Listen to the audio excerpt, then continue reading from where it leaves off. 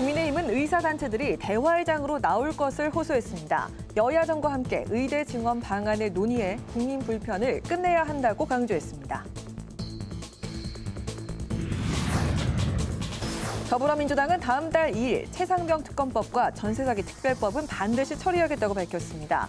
본회의 개의를 위한 국민의힘의 협조도 촉구했습니다.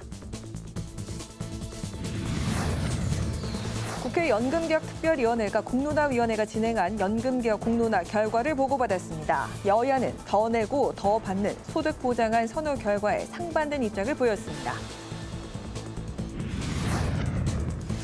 22대 총선 화제의 당선인을 만나보는 파워 인터뷰. 오늘은 경남 산청, 함양, 거창, 합천에서 8년 만에 재도전해 경남 최고 득표율로 3선에 성공한 국민의힘 신성범 당선인을 만나보겠습니다.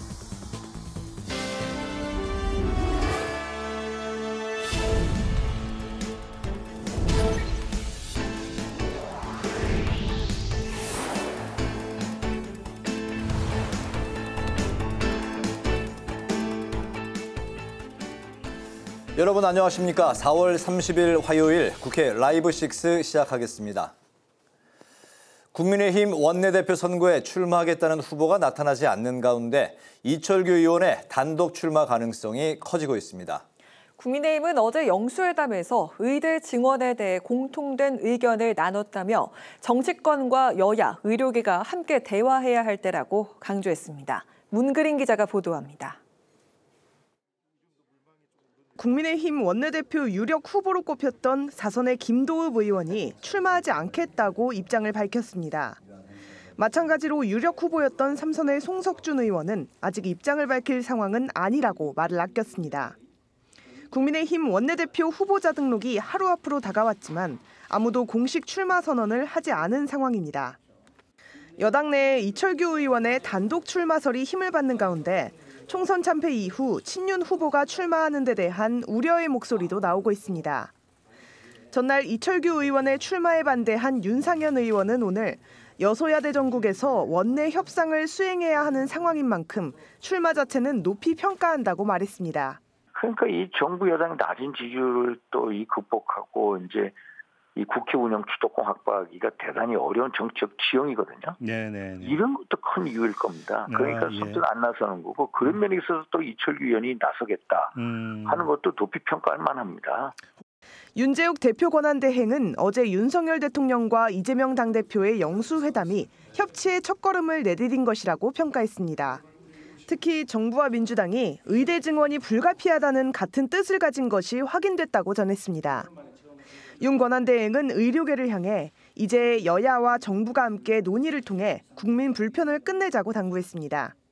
의대 정원은 국민들이 압도적으로 찬성한 정책이며 이제 행정부만이 아니라 입법부도 뜻을 같이 하는 정책이 되었습니다. 의사단체들은 어제 회담의 의미를 과소평가하지 말고 문제 해결을 위한 대화의 장으로 나와주시기 부탁드립니다. 다만 윤 권한대행은 민주당이 국회 공론화 특별위원회에서 의료개혁을 논의하자고 제안한 데 대해 정부에서 가동하는 사회적 협의체에서 논의가 이뤄지는 게 맞다고 답했습니다. 국회방송 문그린입니다. 더불어민주당은 다음 달 2일 본회의를 열고 해병대 장병 순직 사건과 관련된 특검법과 전세 사기 특별법을 처리해야 한다고 주장했습니다. 민주당은 또 정부가 언론 장악을 시도하고 있다며 방송 3법을 재추진해야 한다고 목소리를 높였습니다. 한규미 기자입니다. 홍익표 민주당 원내대표는 해병대원 특검법을 반대하는 것은 또 하나의 수사방해이자 진실을 은폐하는 것이라며 다음 달 2일 본회의에서 특검법을 처리하겠다고 말했습니다. 홍 원내대표는 특검법뿐 아니라 전세 사기 특별법도 처리해야 하고 고금리, 고물가, 고환율 대책도 시급히 마련해야 한다고 주장했습니다. 국회법의 규정대로 국민의 명령대로 정부 야당이 책임 있는 자세로 5월 임시에 적극 협조해 줄 것을 부탁드립니다. 이것을 처리하지 않으면 21대 국회는 정말 국민들에게 면목이 없게 될 겁니다. 더불어민주당 언론자유대책 특별위원회는 윤석열 정부 언론장악 저지 긴급 현안 간담회를 열고 윤 정부의 언론 탄압을 비판하며 공정성을 다시 일으켜 세우겠다고 목소리를 높였습니다. 언론자유특위 위원장을 맡고 있는 고민정 의원은 방송 3법의 빠른 제입법을 위해 차기 국회가 열리는 즉시 당론으로 정하고 언론 장악 사안에 대한 국정조사를 추진하겠다고 밝혔습니다.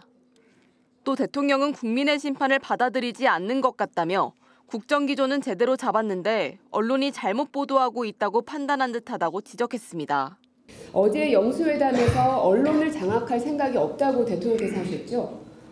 하지만 그 말씀을 보면서 책상을 탁 쳤는데 억하고 앞에 앉은 사람이 죽었다는 말하고 하나도 달라 보이지 않습니다.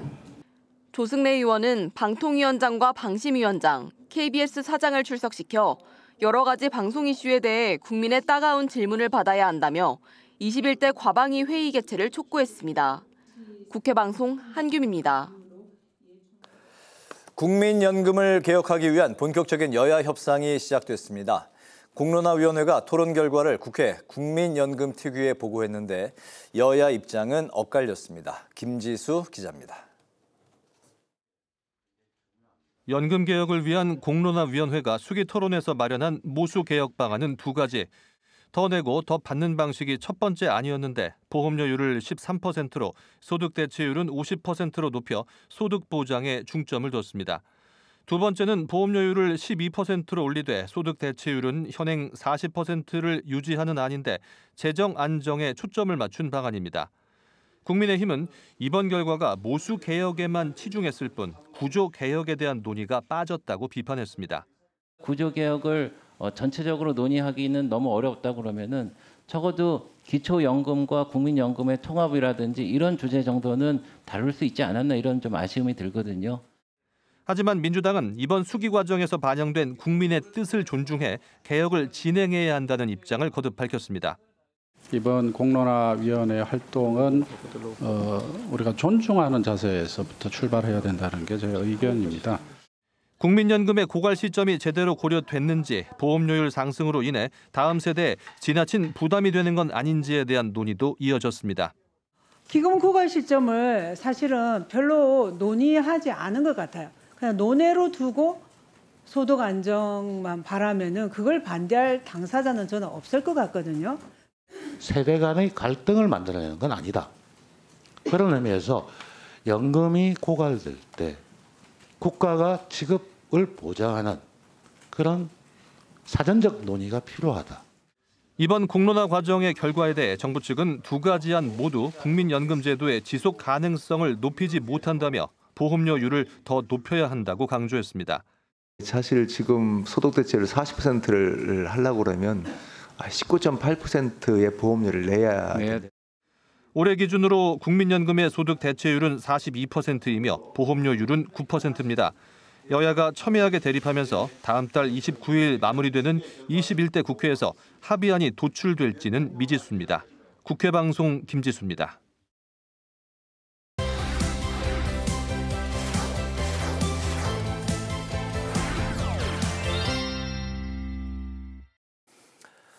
네, 이슈픽 서완한 객원 기자와 함께 영수회담 후 양당 반응을 중심으로 주요 이슈들에 대해서 향후 처리 전망을 살펴보겠습니다. 서 기자 어서 오십시오. 네, 안녕하십니까? 네, 역시 그 영수회담 예상대로 민생회복 지원금에 대해서 대통령실과 민주당이 입장 차이를 이제 보였는데 대통령실의 입장은 선별 지원을 하자. 이제 좀 굵게 특정층에 대해서 이제 두텁게 지원을 하자는 그런 입장인데 민주당 반응이 이에 대해서 이제 나왔습니까? 네, 이 총선에서 승리했던 민주당이 민생의 영역에서 가장 중요하게 생각했던 의제 중 하나였죠. 어제 이 이재명 대표의 모두 발언이 끝나고 비공개로 전환이 된 뒤에 윤석열 대통령이 가장 먼저 자신의 입장을 설명한 것이 바로 이 민생회복지원금이었다고 합니다. 이 이재명 대표의 총선 공약이기도 했는데 1인당 25만 원씩의 회복지원금을 주자는 거죠. 3인 가구면 75만 원, 4인 가구면 100만 원인데 이 코로나 당시의 지원금은 가구 기준으로 지급이 됐던 것과는 조금 차이가 있습니다. 당시엔 1인 가구 40만 원 이렇게 지급이 됐었는데요. 이에 대해서 윤석열 대통령은 어떤 분들은 이 대통령실 안에서도 오히려 50만 원씩 드리자 이렇게 해서 되받아치자라는 의견이 나왔지만 이를 단호하게 거절했다 있다 하면서 이 여당의 물가 인상 우려를 언급하며 이 반대의 시각을 분명히 드러냈습니다. 전 국민을 대상으로 1인당 25만 원씩 지급하는 방식보다는 이 취약계층을 대상으로 한 선별 지원이 바람직하다는 것이고요. 또 그동안 정부가 추진해왔던 소상공인 지원 방안과 또 서민금융 확대 방안 등이 대안이 될 수 있다라고 이렇게 생각을 밝힌 겁니다. 하지만 이 회동 후에 이 진성준 민주당 정치기 의장은 우리나라 이 GDP 국내 총생산이 2,200조 원에 달하는데 13조 원의 민생회복지원금을 드린다고 해서 물가에 영향을 주냐라고 오늘 비판을 했거든요. 이 결국 평행선 입장을 확인한 만큼 이 민생회복지원금이라는 이름의 추경이 이뤄지기는 쉽지 않을 것이다. 이런 분석이 나옵니다. 네, 전체적으로 어제 영수회담은 서로 간의 입장 차이를 이제 확인한 자리였다 이런 평가가 있었는데 그 중에서 유일하게 이제 대통령실과 민주당이 뜻을 같이 했던 그런 이슈도 있었습니다. 바로 이제 의료 개혁이었는데 의사들을 어떻게 대화의 장으로 이제 나오게 하느냐 이게 이제 관건 아니겠습니까? 네, 정확하게 좀 짚어주신 것 같은데요. 이 어제 많은 주제들 중에 대통령실과 민주당의 뜻이 일치한 것이 바로 의료 개혁이었습니다. 의료 개혁이 필요하고 또 의대 정원 증원이 불가피하다는 데 인식을 함께 한 겁니다. 이 이재명 대표는 반드시 해야 될 주요 과제이기 때문에 우리 민주당도 적극적으로 협력하겠다는 말씀을 드리겠다라고 밝혔습니다. 또 3대 원칙도 제시를 했죠. 정부의 의대 증원 규모 관련 전향적인 태도 변화, 또 공공 필수 지역 의료의 강화, 또 의료진의 즉각적인 현장 복귀 이렇게 세 가지를 걸었는데 이 중에 정부가 할 수 있는 부분 두 가지입니다. 증원수 관련된 전향적인 태도를 가지는 것과 필수 지역 의료 강화에 앞장서는 겁니다. 하지만 이는 이미 대통령실이 하고 있는 부분이기도 하거든요. 다만 말씀해 주신 것처럼 결국 핵심적인 부분은 의료진의 현장 복귀가 이뤄지냐 여부겠죠. 하지만 의료계의 반응은 아직 냉랭합니다. 어제 회동 후에도 이 이면택 의협회장 당선자는요. 여러 언론에 의대 증원 문제는 정치인들이 모여서 결정할 게 아니라며 기존의 입장을 고수했습니다. 오늘 윤재욱 국민의힘 원내대표 역시 이 여야가 뜻을 같이 했다며 의사단체들이 적극적으로 대화에 나서야 된다라고 촉구를 했지만 이 의사단체의 뜻이 바뀌지 않았기 때문에 의사들의 파업이 장기화될 가능성이 점쳐지는 것도 바로 이 때문입니다. 네, 새 의협회장 강경 발언을 계속해서 쏟아내고 있네요. 대통령 주변에 십상시가 의료 개혁 문제를 더 꼬이게 만들고 있다. 여러 가지 이런 반응들을 보이고 있어서 역시 당분간 이 문제를 풀기가 쉽지는 않아 보인다. 이런 전망이 나오고 있습니다. 어제 이제 영수회담 후에 민주당 반응은 답답했고 실망스러웠다. 이런 입장을 내놨는데 그래서 그런지 오늘 바로 최상병 특검 필요성을 다시 거론하기도 하고 강공 모드로 다시 돌입한 것 같습니다. 네, 이 생각보다 실망스러웠던 영수회담에 대해서 이 민주당의 입장 우이독경이다라는 이런 입장을 냈죠. 진성준 민주당 정책위 부의장은 오늘 한 라디오에 출연해서 윤 대통령의 국정기조 전환 등 이 전황적인 변화가 없었다며 이렇게 비판을 했습니다. 그래서인지 더불어민주당 원내 지도부는 오는 5월 2일 본회의를 반드시 열어서 이 최상병 특검법, 또 전세 사기 특별법, 또 이태원 특별법 제2결을 이번 국회 임기 내에서 처리하겠다는 뜻을 오늘 거듭 밝혔습니다. 홍익표 원내대표는 오늘 원내대책회의에서 정부 여당의 국회법 규정대로 또 국민 명령대로 책임 있는 자세로 5월 이 임시국회에 협조해달라라고 촉구를 했습니다. 특히 발언을 하면서 가장 먼저 포문을 연 이슈는 단연 이 최상병 특검법이었습니다. 공수처에서 현재 유재은 법무관리관 또 김계한 해병대 사령관 소환 통보 등 이 수사가 속도를 나고 있는 상황이고 관련된 뉴스 보도들도 계속 나오는 상황인데 이를 언급하면서 이 최상병 특검법 또 전세 사기 특별법 처리를 위해서 다음 달 2일 본회의를 반드시 열어야 된다라고 강조를 했습니다. 이 윤재욱 원내대표가 어제 이 5월 1일 본회의에 대해서 부정적인 뉘앙스로 답을 하기도 했지만요. 이 민주당은 윤 대통령의 불통 이미지를 부각시키기 위해서 이 기존에 예정된 법안 처리는 물론이고 각종 특검들도 밀어붙일 것이다. 이런 관측이 현재 나오고 있는데요. 특히 회담에서 윤 대통령이 전향적인 입장 변화를 보이지 않은 만큼 이 22대 국회에서 윤 대통령이 제2요구권, 즉 거부권을 행사했던 법안들이나 특히 김건희 여사 특검법 등을 좀 더 확대해서 추진할 가능성 등이 거론되고 있습니다. 그렇군요. 국민의힘과 민주당이 모두 새롭게 원내대표를 선출하게 되는데 민주당은 오는 금요일이죠. 3일. 국민의힘도 오는 금요일에 선출하기로 했었는데 좀 연기가 됐네요. 다음 주 9일이죠. 네, 그렇습니다. 9일에 선출하기로 했습니다. 양당이 모두 이철규와 박찬대 3선 의원들이 현재로서는 단독 출마할 가능성이 높게 거론이 되고 있어요. 네, 먼저 국민의힘부터 짚어보겠습니다. 원래는 이 다음 달 1일이죠. 즉 내일 오후 5시까지 이 원내대표 후보 지원을 받고요. 3일에 선거를 할 계획이었습니다. 하지만 조금 전 이 입장을 내고요. 네. 이 5월 5일 하루 9시부터 오후 5시까지 지원을 받고요. 5월 9일 날 이 원내대표를 선출하기로 했습니다. 이 후보자 등록 기간이 연장이 된 가운데 이철규 대세론이 어떻게 변화할 것인지 좀 주목해야 될 부분인 것 같은데요. 이 친윤 핵심으로 불리는 이철규 의원은 일찌감치 이 누군가는 악역을 담당해야 할 것이다 라면서 이 사실상 출마를 시사했었고요. 또 친윤계인 유상범 의원도 이 당과 국가를 위해서 본인이 희생한다는 자세로 맡는 것이지 영광의 자리라고 생각해서 맡을 뿐은 아니다라고 자신의 생각을 밝히면서 지지의 뜻을 내비쳤었습니다. 하지만 이 총선 참패에 대한 반성이 부족하다는 비윤계의 반발이 있었죠. 오늘만 해도 배현진 의원이나 이 홍준표 대구시장이 이 반성이 없다라면서 출마하면 안 된다라고 비판을 한 상황이었거든요. 그럼에도 이 비윤계 중진급에서 출마를 밝힌 의가 없어서 분위기가 굳혀가고 있었던 상황에서 이 일정이 바뀐 것은 조금 더 지켜봐야 될 부분인 것 같습니다. 이에 비해서 더불어민주당은 잡음이 적습니다. 이 원내대표 후보로 거론되던 이 10여 명의 인사들이 모두 사라지고 박찬대 의원만 남았습니다. 현재 후보 등록을 한 것은 박찬대 의원이 유일합니다. 이 만일 박 의원이 단독 출마를 하게 되면 이 기호 추첨이나 이 후보자 합동 토론회는 모두 필요 없게 되고요. 오는 5월 3일 있을 민주당의 당선자 총회에서 원내대표 찬반 선거만 이루어지게 됩니다. 이 민주당 원내대표 역사에서 단독 출마는 사실 전례가 없습니다.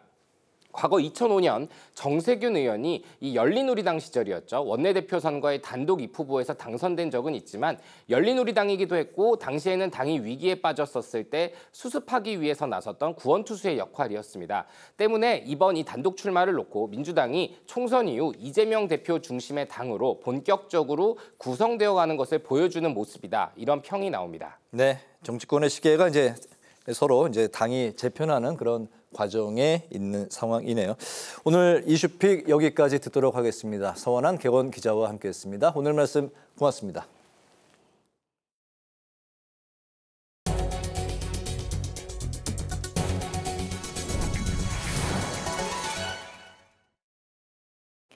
윤재욱 국민의힘 대표 권한대행이 어제 진행된 영수회담에서 여당이 소외됐다는 지적에 동의하기 어렵다는 뜻을 밝혔습니다.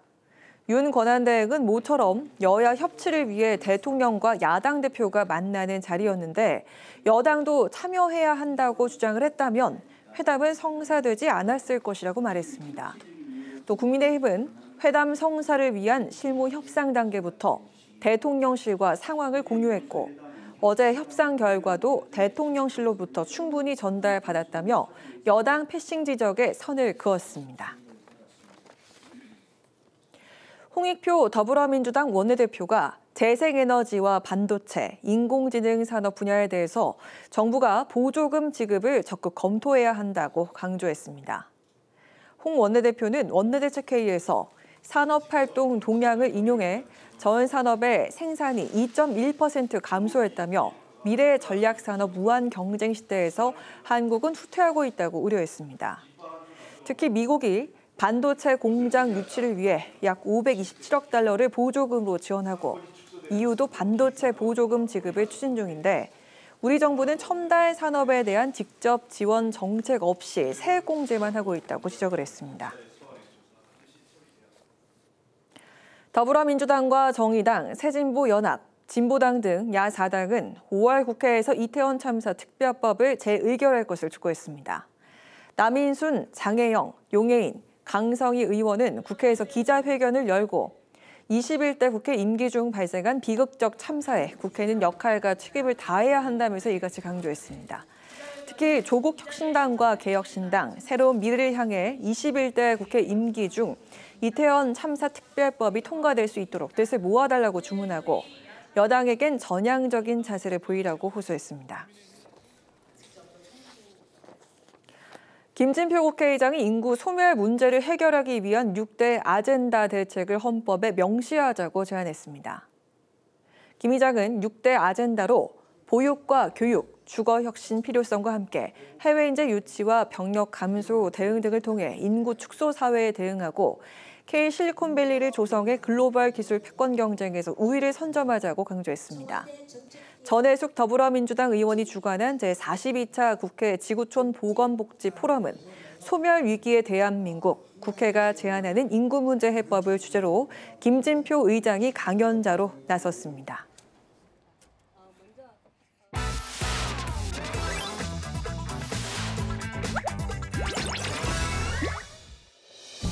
4월 30일 강아랑이 전해주는 정치권의 뜨거운 말말말 강아랑의 정치랑입니다. 첫 번째 주제, 영수회담 평가입니다.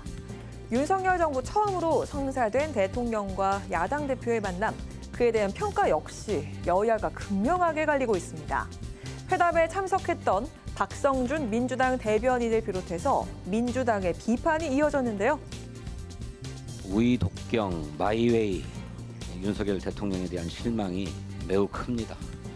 민생 상황에 관한 어떤 절박함도 인식하지 못하고 있는 듯했고 또 총선 민의를 수용하겠다 하는 자세도 찾아볼 수가 없었습니다. 진짜 복장 터지더라고요.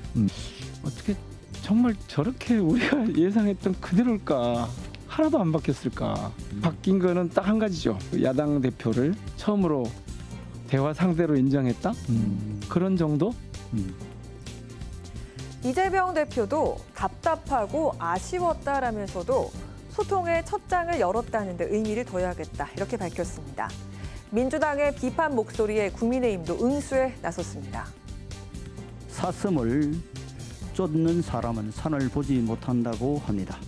모처럼 성사된 귀중하고 의미 있는 자리를 어느 한쪽의 정치적 목표가 달성되지 않았다고 해서 폄훼하고 평가절하했어야 더 나은 다음을 기대할 수 없을 것입니다.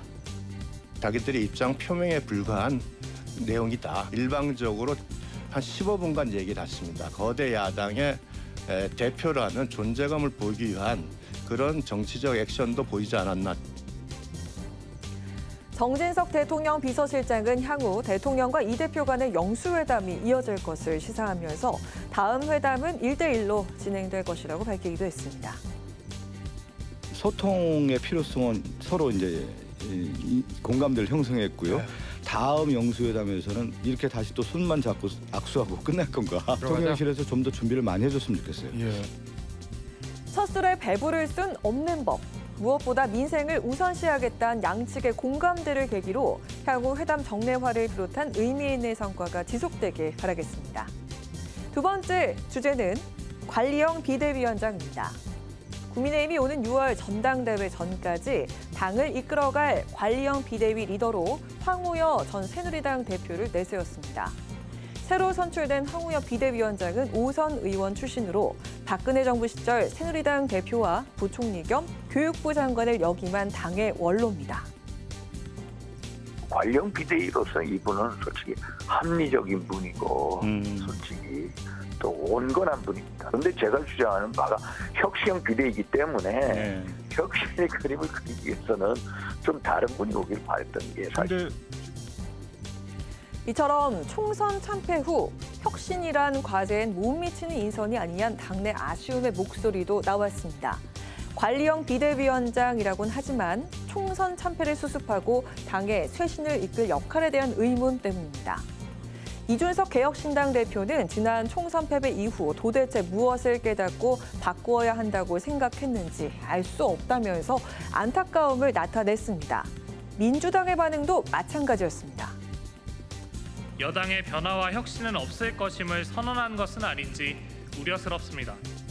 궁여지책 같습니다. 그만큼 인물란에 지금 허덕이고 또 영산의 그런 입장이 반영된 그런 인사라고 본다면 괴리되는 지점이 훨씬 더 넓어지고 있다.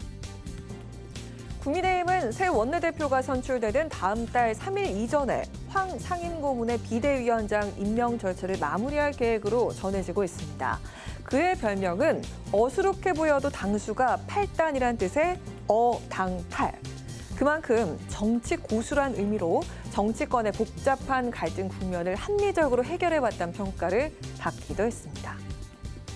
그분이 이제 판사 출신이잖아요. 뭐 좋게 생각하는데 집권당 안에서의 부드러운 일종의 그 설득, 윤석열 대통령을 위한 설득을 하는 미션을 저는 갖고 있다. 2달여 뒤 치러질 국민의힘 전당대회 룰 개정 등 쉽지 않은 과제를 어떻게 풀어나갈지도 기대가 모아집니다. 당원 투표 100%로 지도부를 뽑는 현재 전당대회 규칙에 손을 댈지, 과연 어당팔다운 어떠한 정치력을 선보일지, 관리형 비대위 황우여 체제 행보에 귀추가 주목됩니다. 지금까지 강한항의 정치랑이었습니다.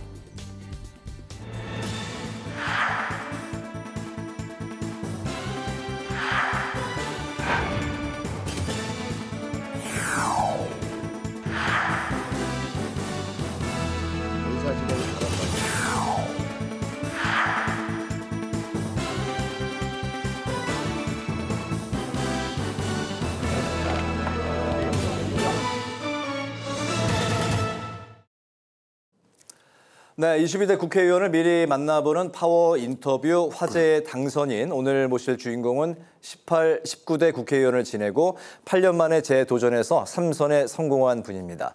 한때 국회 방송에서도 정치 패널로 자리를 빛내주셨던 국민의힘 신성범 당선인 모셨습니다. 안녕하십니까? 안녕하십니까? 정말 반갑습니다. 축하드립니다. 바로 그 자리에 제 기억으로는 이제 올해 1월 초까지 패널 방송을 하셨던 걸로 기억이 됩니다. 여의도 정치회전이라는 이제 코너였는데요. 신경민 전 의원하고 같이 있었죠, 그죠? 그렇죠. 저도 신시라서 그러니까 출연자가 신동진 목사 맞아.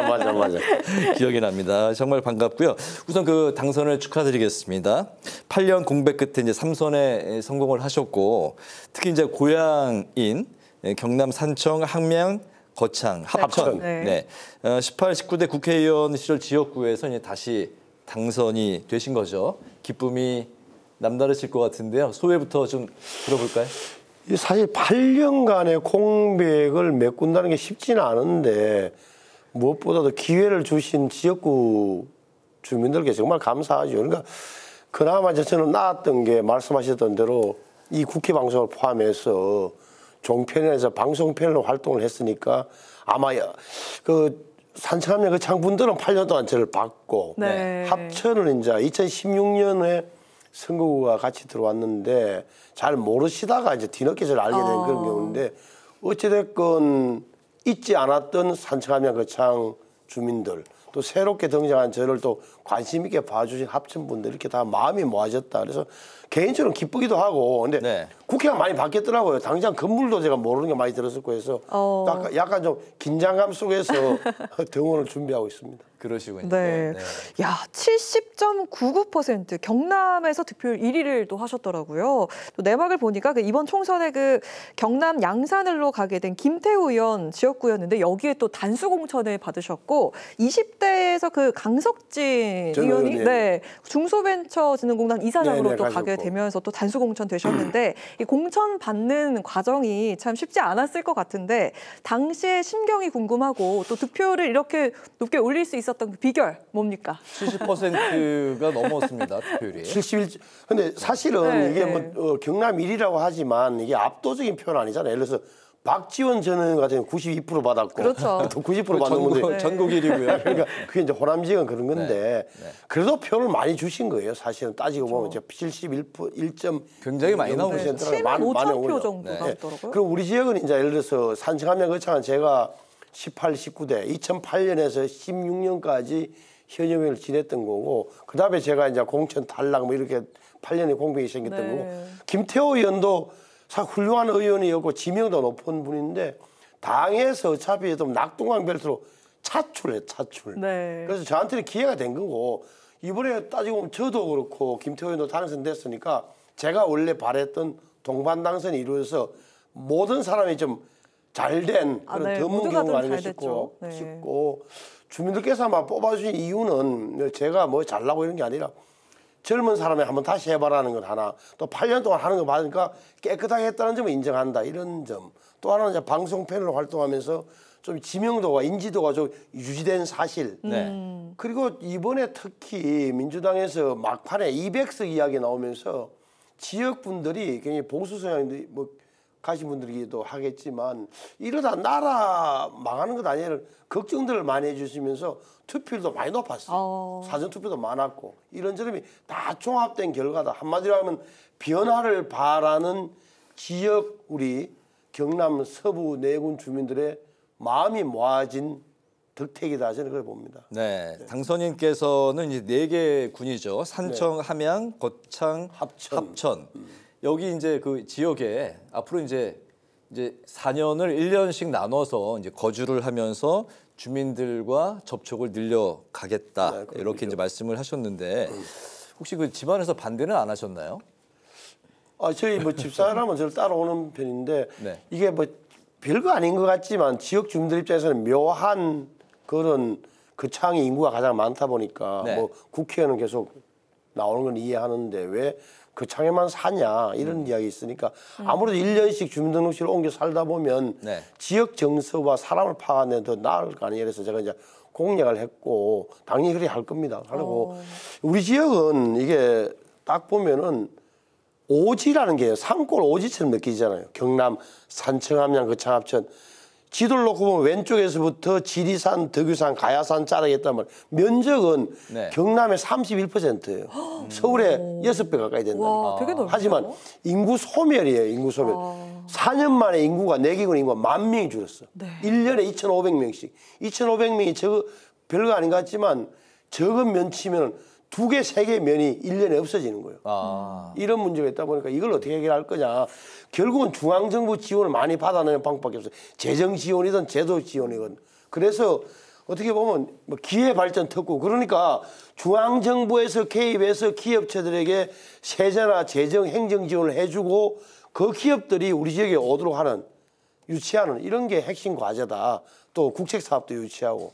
왜냐하면 산골이었는데 지금 뭐 함양 울산간 고속도로가 2년 후에 개통이 되고 또 남부 내륙철도가 위에서 아래로 또 아니면 대구와 광주 사이에 달빛철도가 어떻게 계획이 잡혀 있어서 그 둘의 노선도 조기 착공시키는 것도 지역 국회의원의 큰 임무가 됐어요. 인구 소멸 문제가 이제 시급히 좀 이제 해결해야 할 가장 크죠. 현안이. 그러기 위해서는 어쨌든 좀 젊은이들을 이제 좀 잡아두려면 일자리가 있어야 될 거 아닙니까? 그래서 사실은 돌고 돌아서 다 기업 유치로 되는 거예요. 그래서 기업 유치하는 방법은 뭐 제가 또 군수들하고 손잡고 뛰는 방법도 있지만 내가 하신 대로 기회발전 특구를 우리 만들자.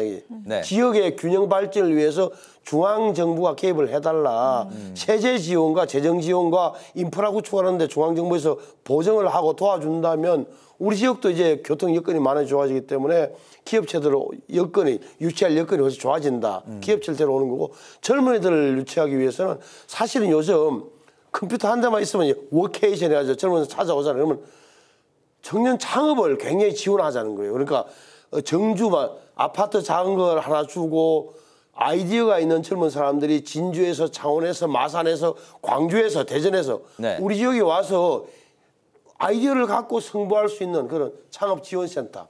그래서는 뭐라 할까 농산어촌 청년 창업 지원 특별법 이런 걸 만들어서 제도적으로 지원하는 걸 좀 뒷받침을 하려고 그래요. 일자리를 갖고 아이 낳고 이제 정착하기 위해서는 기업 유치가 시급한. 기업 유치, 청년 창업의 그런 젊은 사람들의 유입 여기에다 지역에 그러니까 초고령화 사회를 기정사실로 인정하고 젊은 사람들을 뭐 실버케어 전문의로 양성한다든지 지역 대학에 예를 들어서 간호, 간병, 심리치료, 물리치료 이런 과정을 만들어낸다면 지역에서도 일자리를 만들어낼 수 있다. 이런 구상을 하고 있는 겁니다. 그렇군요. 22대 국회에서 상임위원장 배분을 놓고 여야 간의 신경전이 이어지고 있는데 통상적으로 상임위원장은 삼선 의원이 맡게 될 가능성이 큰데 삼선에도 성공하셨잖아요.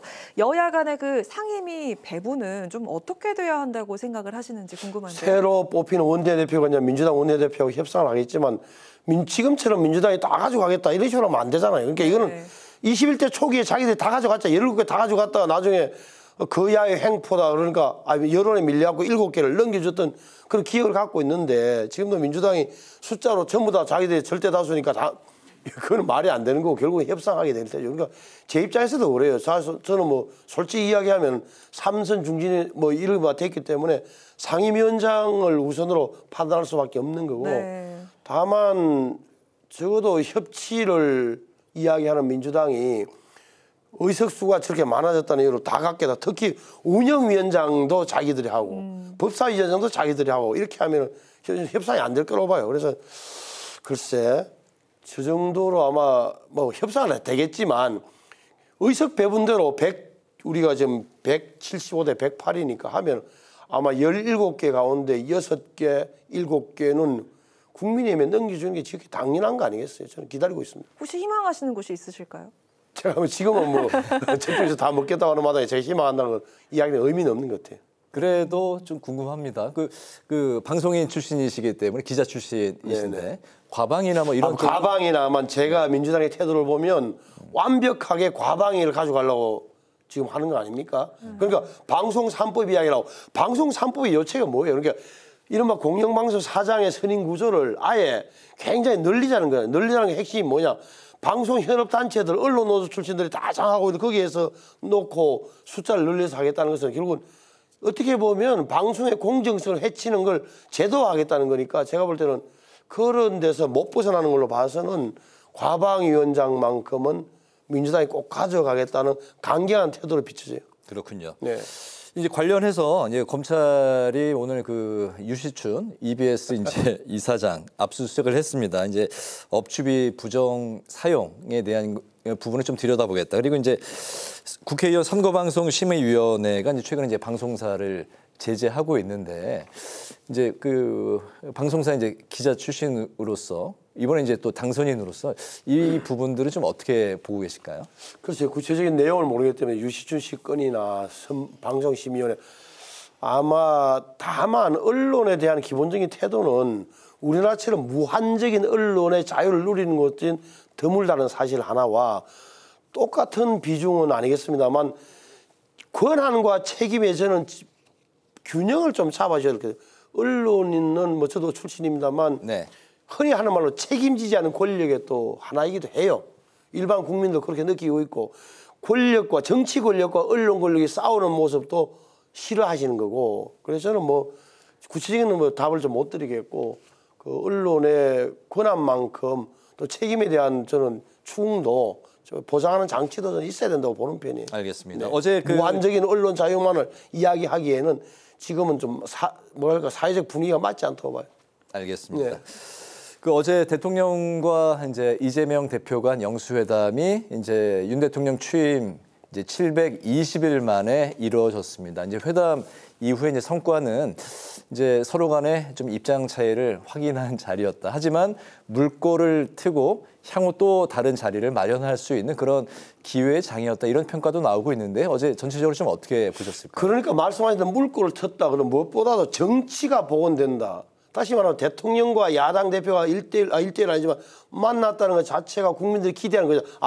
뭐 표현이 그렇습니다만 영수들끼리 어떻게 보면 리더들끼리 만나서 통 크게 주고받는 이런 걸 원했던 거 아닙니까? 근데 네.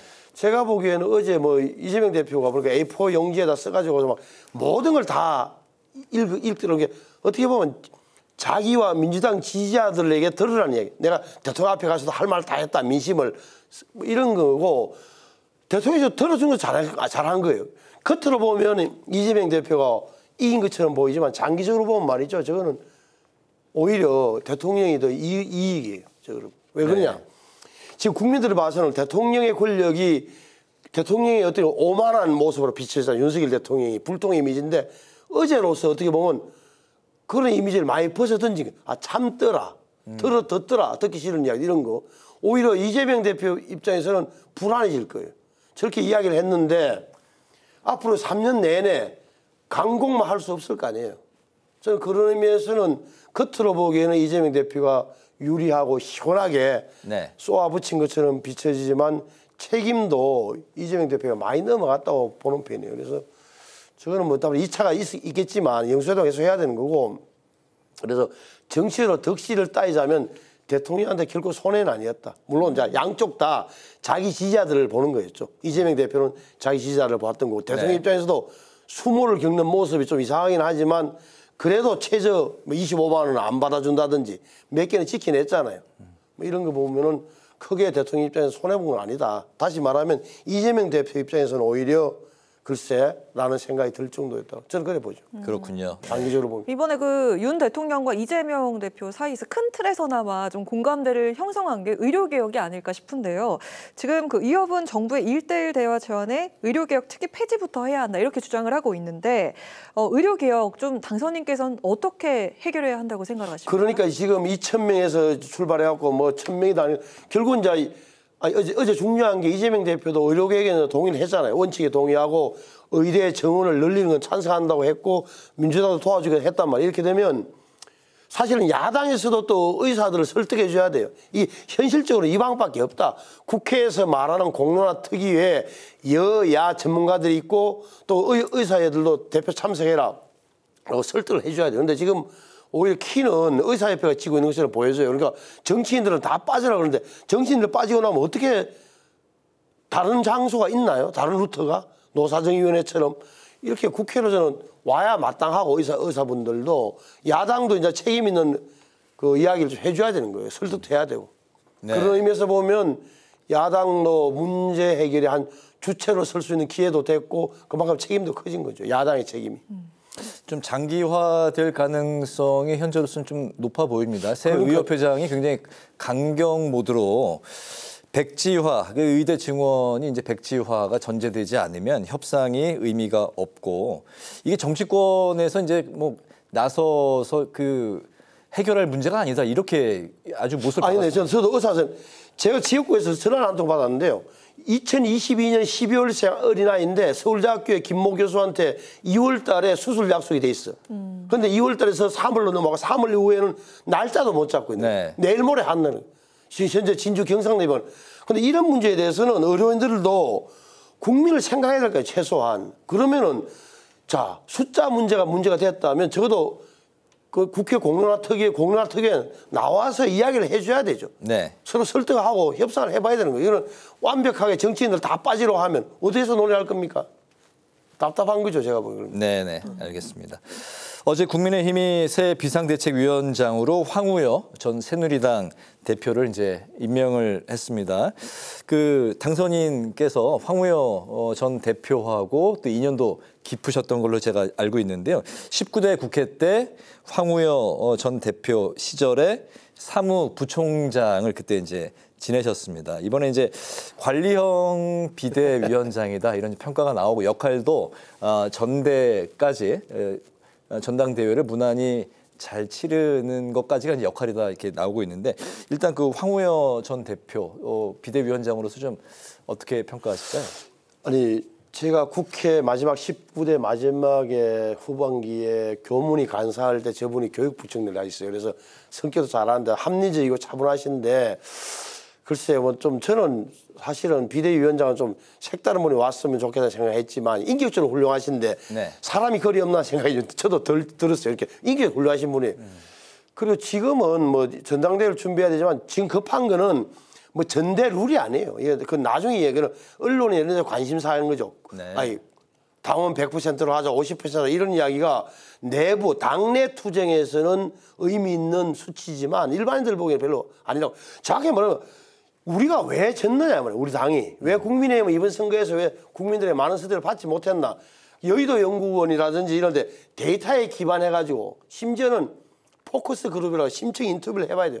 심층 인터뷰 면접을 해서 도대체 우리 당은 왜 이렇게 됐는지를 하고 나서 그걸 먼저 선행이 되고 나서 그 다음에 그러면 새로운 지도부는 무엇을 해야 되고 새로운 지도부의 조건은 무엇인가라고 이렇게 가는 게 맞다. 그래서 황우여 비대위원장이 뭐 특히 원외 낙선자들, 특히 수도권 출신들을 비대위원으로 많이 영입을 해서 데리고 와서 이런 이야기, 우리 당의 패배 원인 분석을 좀 더 냉엄하게 하고 앞으로 트렌드까지, 네. 흐름까지 지금의 40, 50대가 4년 후에는 몇 년에 이렇게까지 분석을 하는 그것이 우선이라고 봐요. 그 말씀하신 그런 혁신, 뭐 국민의힘의 혁신 부분에 대해서는 차기 지도부에 이제 바톤 터치를 하고 그렇죠. 넘기는 이제 그러니까 비대위에서 이런 걸 분석하고 숙제를 이러저러한 문제가 노정됐고 앞으로 당은 이렇게 운영돼야 된다는 걸 새 지도부에게 전달해야 되는 거죠. 그렇군요. 실제로. 그런 가운데 어쨌든 국민들은 전당대회 룰 부분에 대해서도 많은 관심이 좀 있는 상황입니다. 현재 그 당원 100% 룰을 좀 국민 여론을 좀 담아야 되지 않느냐. 아니 이게 그 논지에 다 주장도 일리가 있는 건데 제 말은 100%냐 50%냐 영남이냐 수도권이냐 친문이냐 비밀이냐 이런 논쟁 지점이 언론에서 쓰기는 쉽고 굉장히 편하게 보이지만 일반 국민들 시각에서 중요한 게 아니라니까 이거는 당내 투쟁용이나 당내 투쟁용. 그래서 저는 이제 패배 원인부터 좀 냉정하게 분석하는 게 더 급한 거고 그 다음에 전당대회 국면은 가면 이런 작은 문제는 사실 뭐 어떻게 보면 어느 타이밍 가면은 자연스럽게 해결될 여지도 생길 거예요. 룰 문제 이런 거. 자연스럽게. 네네. 네, 알겠습니다. 역시 여전히 답변이 시원시원하신 아니, 거예요. 제 생각을 이야기하는 거니까. 네, 역시 네. 그렇기 때문에 저희가 시간이 참 많이 남았는데요. 네. 앞으로 남은 그 계획과 생각들 천천히 충분히 더 이야기하실 시간 드리도록 하겠습니다. 지난 8년 동안 현역 의원 8년보다 훨씬 더 소중한 시간을 보냈다. 국민의 눈으로 정치를 보면서 정말 많이 느꼈다. 이렇게 이야기를 하셨는데 정말 그 간절함이 담겼다고 생각이 들거든요. 22대 국회에서 그 3선 중진으로서 앞으로 하고 싶은 과제와 또 1호 법안이 무엇인지 저희는 정말 궁금합니다. 좀 들어볼까요? 1호 법안, 2호 법안 이렇게 할 건 아니고요. 제가 8년 동안 배운 거 이런 거 그러니까 현역 8년 동안은 굉장히 나름 내부의 논리, 네. 국회 내부의 논리, 국회의원들의 논리에 의해서 중요하다고 판단했는데 신은 8년 동안 보니까 사실은 일반 국민들 일상과 관련이 없는 그런 관념적이거나 이념적인 문제가 더 많이 지배를 하는 것 같더라고요. 국회 내부에 어떻게 보면 담론 자체도 그렇고 이런 점을 많이 느꼈고 그래서 저는 뭐 당장 만약에 1호 법안 뭐 붙이고 싶지 않지만 실생활에 도움이 되는 법안이 뭐냐. 당장 농지법 이런 거 뭐 농지법. 왜? 지금 LH 사태 때문에 그때 투기망단 이후로 농촌에 외지인들은 땅 한 평 살 수 없도록 만들어놨어. 이렇게 되니까 땅 가치는 하락하죠. 고령농들은 땅을 버리고 싶어도 팔 수도 없고 매기가 아예 없으니까. 이런 문제가 차라리 비현실적인 법안이 많단 말이에요. 지금 지역구 그러니까 수도권 근처에는 이제 당연히 투기를 막기 위해서 해야 되겠지만 안 맞는 법은 말이에요. 예를 들어서 또 빈집 정리 특별법 이런 것도 만들어내야 되는 거예요. 시골 가면 전부 다 돌아가시고 나서 빈집이 흉물처럼 남아있는데 도시에는 자식들한테 전화하면 안 팔아요 이러고. 그러면 그거 완전히 몰락한단 말이에요. 그러면 예를 들어서 일본은 어떻게 처리했는지를 벤치마킹해서 지방자치단체에서 몇 번의 계고를 한 이후에는 뭐 매입할 수 있도록 한다든지 이런 빈집 정리 특별로 만들어도 이런 게 사실은 저는 실시간에 도움이 되는 법안이라고 봐요. 농지법 개정하고 빈집 정리 특별법 이런 게 실제 도움이 될 거예요. 이번에 그 총선에 임하실 때 이제 선거 기간 동안에 말씀하셨던 것 중에 제가 이제 인상 깊었던 게 신상이 아니라서 죄송합니다. 뭐 그런 말씀을 이제 하셨습니다. 8년 만에 국회 입성을 내가 다시 해야 되겠다. 다시 우리 지역을 위해서 좀 열심히 일을 해야 되겠다. 그 생각을 하신 그 결정적인 계기가 이제 궁금하거든요. 뭐랄까 8년 어떻게 보면은 2008년도에는 이명박 정부 탄생과 함께 저도 뭐 어떻게 보면 인재영에 비슷한 경로로 쉽게 당선이 됐고 그 18대에서는 뭐 민본 21이라는 우리 소장파들과 함께 활동도 했었고 그럼 19대에서도 이른바 친박 뭐 흐름 속에 살아남았는데 2번을 했습니다만 뭐라 그럴까 그때만 하더라도 중요시하다고 생각하고 굉장히 의미부여를 많이 했는데 돌이켜보니까 빠진 게 많고 부족한 게 많았다는 사실을. 어떤 걸 이번에 제일 채우고 싶으십니까? 그때 빠졌던 것 중에. 그러니까 다시 한번 가까이 가는 정치, 일반 민중들과 함께 어떻게 보면 일반 국민과 함께 눈높이에 맞는 정치 이런 걸 생각해야 되는 거죠. 저는 이번 과정에서 어떻게 보면 저 자신도 개인적으로 보면 이제 대중 정치인으로 거듭나는 과정이라고 느껴졌어요. 그러니까 국민들과 실제로 호흡하고 느끼면서 정세의 흐름, 생각의 뭐랄까 미묘한 변화 이런 걸 좀 캐치할 수 있게 됐다 그럴까? 그런 점이 가장 컸죠. 저한테 많이 배우는 과정이기도 하고 선거운동 과정이라는 게 사실은 개인에도 변모 과정이기도 한 거예요. 그런 의미에서는 저는 약간의 그런 과정을 거치면 약간 뿌듯했어요, 사실. 그렇군요. 네. 이제 파워 인터뷰 이제 마칠 시간이 됐는데 오늘 좀 마지막으로 좀 하고 싶으신 말씀, 못 하셨던 말씀 있으시면 뭐 지역 주민들 뭐 이렇게 하셔도 좋고요. 마지막으로 좀 들어볼까요? 이 정치 불신이 굉장히 심각해지고 지금 제가 보기에는 22대 국회도 좋아질 기미는 안 보여요. 지금 뭐 야당 탐막이도 뭐 하는데 어찌됐건 이렇게 힘 자랑을 하고 숫자 자랑을 하기 시작하면 굉장히 좀 다시 한 번 더 투쟁 대결 국면으로 갈 수밖에 없을 것 같다는 불안감이 엄습하고 있어서 야 안에서 정말 잘해낼 수 있을까라는 생각이 들고 무엇보다 정치가 우리만의 논리, 그들만의 리그, 국회 안에서의 요 좁은 데서의 사고로만 볼 게 아니라 일반 국민의 눈높이에서 보자 이런 시각 저는 자꾸 바깥의 시각으로 국회를 쳐다보는 그 활동을 그런 시각을 멈추지 않으려고 노력하겠습니다. 그리고 지역 주민들께 거듭 부족한 사람을 3선으로 당선시켜줘서 감사하다는 말씀을 이 자리에서 거듭 드립니다. 정말 고맙습니다. 알겠습니다. 22대 총선 화제의 당선인을 만나보는 파워 인터뷰. 오늘은 경남 산청, 함양, 거창, 합천에서 3선에 성공한 국민의힘 신성범 당선인의 말씀을 들어봤습니다. 22대 국회 활동도 기대 많이 하겠습니다. 오늘 굉장히 반가웠습니다. 감사합니다. 자주 불러주세요. 고맙습니다. 나와주십시오. 고맙습니다. 오늘 국회 라이브 6 여기까지입니다. 시청해주신 여러분 고맙습니다.